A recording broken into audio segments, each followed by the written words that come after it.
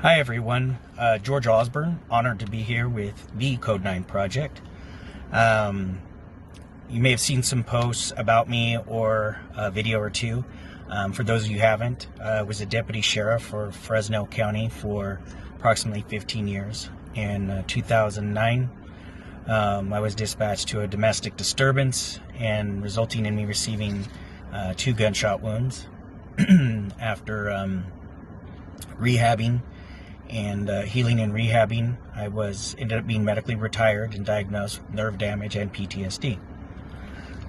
Today I was asked to bring up what do I know now that I would like to have known in my first 5 years in law enforcement. Wow, such a life's journey since I started back in 1997. The things that you learn, there's so much you would have liked to have known ahead of the time. But I think the biggest thing as the result is, and things that I'm being able to help with now, is how to protect and care for myself mentally as well as my fellow deputy.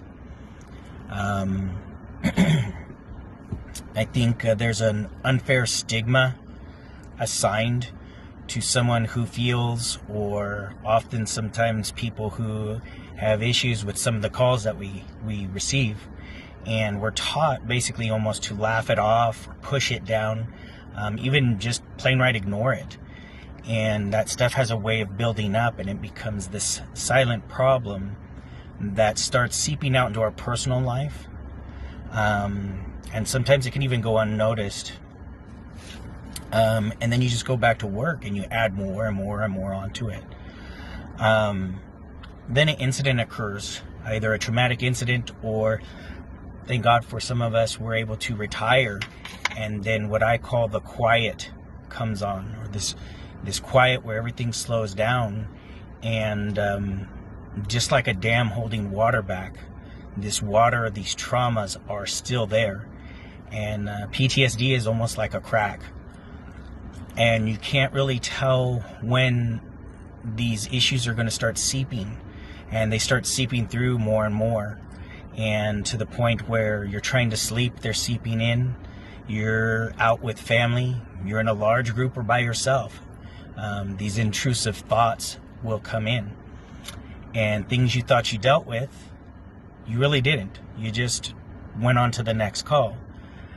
One in particular thought that kept occurring, I had been shot and I went through that traumatic experience, but one particular incident that happened that I could never quite get over was there was this small infant child, and he was beaten so badly by his mom's boyfriend, and I met them at the hospital that his spleen had ruptured on the inside. And on his abdomen were burn marks from a space heater.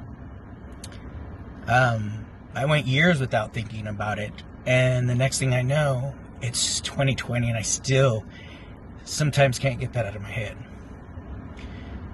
We all carry these scars with us, and I think it would have been really invaluable if somebody had helped to develop better coping mechanisms, because what I was taught was you go out and you have a few drinks with the guys, and some people never get out of that bottle, or they go to a prescription bottle. Thank God I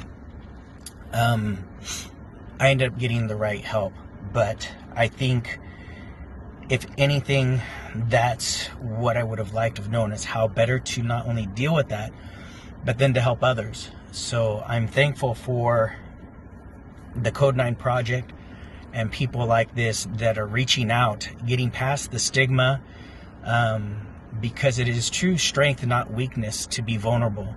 It is true strength to go into that darkness, to shed light on something that is just not right.